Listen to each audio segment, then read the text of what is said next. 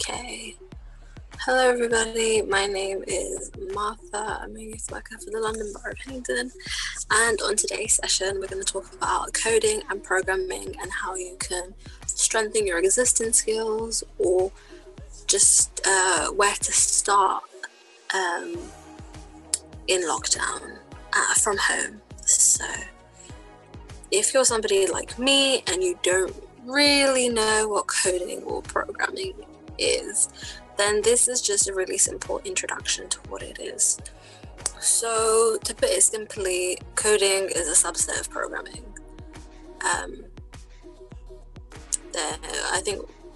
I know I consider them interchangeable, but they're not. So programming is a broader entity that involves thinking critically over a problem, identifying the solution, deciding on the right tools that would help you develop a solution, and then using those tools and techniques to create a solution to solve the programming at hand.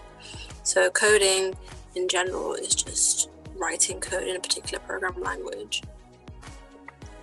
So you can see how the two of them would work closely together because one of them is part of the other one. So our first resource available that I found that I really liked was Khan Academy. So this is a free non-profit global learning platform, and they have a large library of courses. You can learn math, science, economics, finance, and computing. You can also do language skills and history.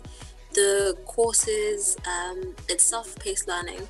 The courses come in video format and they cover a really, really large, like a huge amount. They go very in depth. You can find more on the website khanacademy.org, but as you can see in this slide, like just how one subheading has so much within it. There is a lot to learn and it is all free. There's no costs involved. It is a non-profit. And they also, something they had that I thought was really cool is they work with Disney, and as part of their computing program, they have Pixar in a box. So this is a behind the scenes look at how Pixar artists do their jobs. You learn how to animate and really bringing together subjects that you learn in school, like math, science, computer science, and humanities, and how all of those have a part in making movies. So this is sponsored by Disney, and again, it's completely free and is self-paced like the rest of their courses. The next website I found that I really liked was Code Academy. So what made this stand out for me is the interface of the website and how as you learn you can see exactly what you're doing, and you can just see it in the picture here. So there's a split screen, so you get to see the code and the changes that happen as you write the code.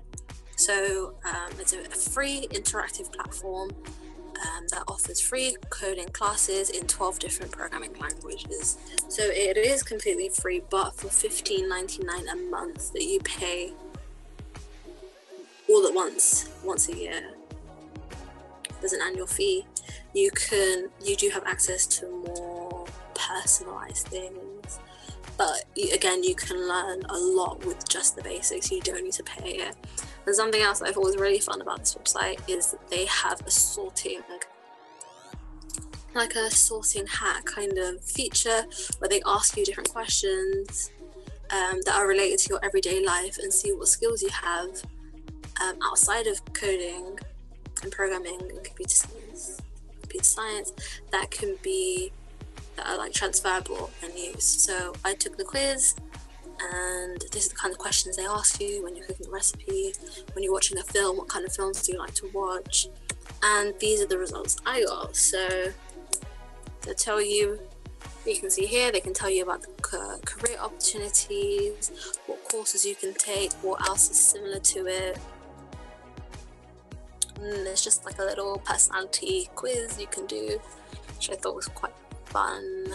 So the next site is Biotech Camps. So this is a screenshot of their website. This is what their interface looks like.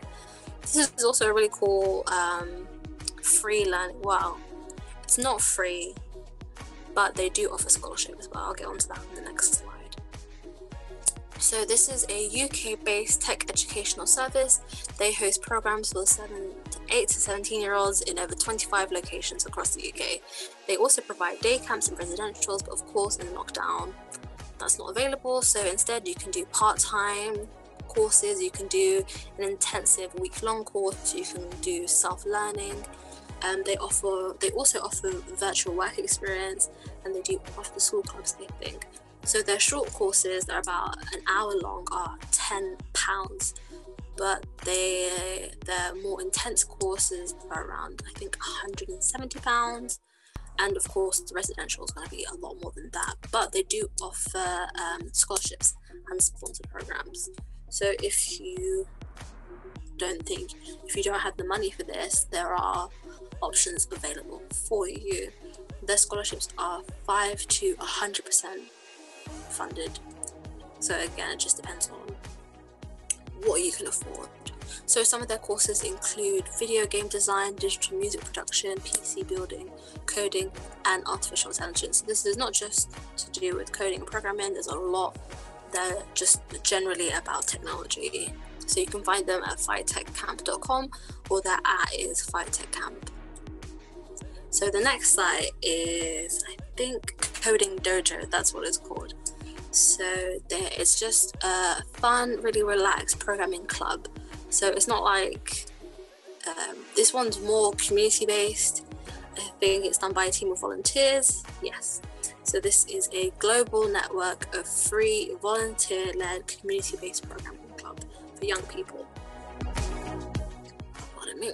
Anyone aged 7 to 17 can visit a dojo where they learn how to code, build a website, create an app or a game, and explore technology in an informal, creative, and social environment. So this one's more community-based, whereas the rest of them is very individual. So this one would be good. I suppose this one and Biotech Camp are more social interaction. So if you learn better off other people, if you like to bounce off ideas, this would be more suited to you. So they have over 180 local dojos in England and Wales alone that are hosting virtual sessions. So they don't have any local clubs in Hillingdon, but you can start your own dojo. You need to be 18 plus, and you need to be able to devote an hour or 2 hours a week.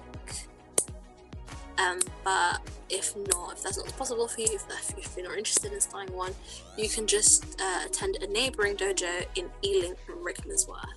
There's also one in Acton and Wembley, and the one in Ealing is hosting regular virtual meetings.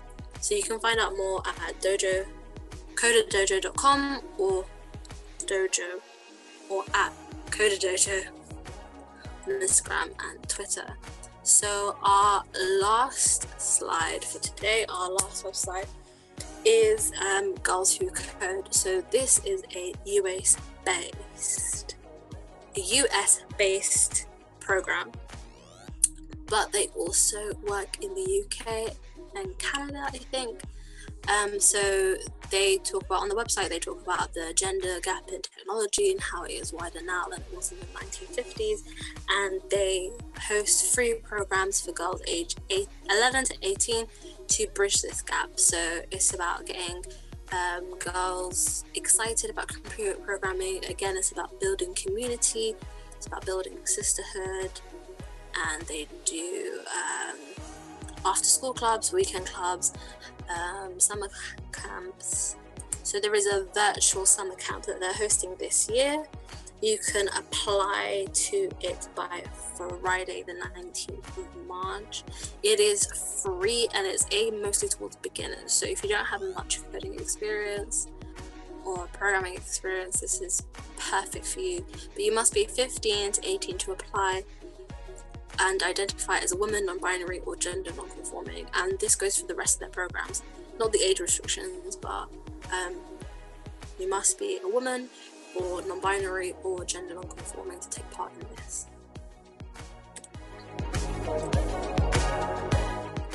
Yep, so that is it for today. I hope you learned something new. The website for this is Girls Who Code. Their ats are also Girls Who Code. Thanks for taking part. Bye. See you next week.